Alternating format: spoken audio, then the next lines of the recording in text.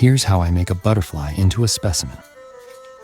The main process is unfolding a dried butterfly and shaping it back into its spread out form.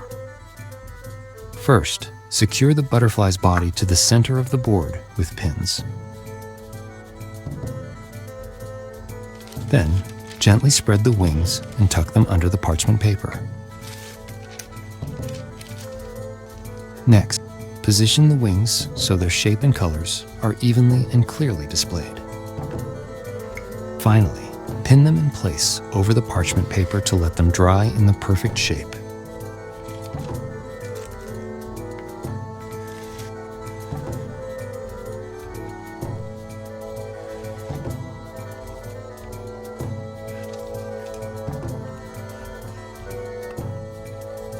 If you'd like, you can see the detailed process on my channel.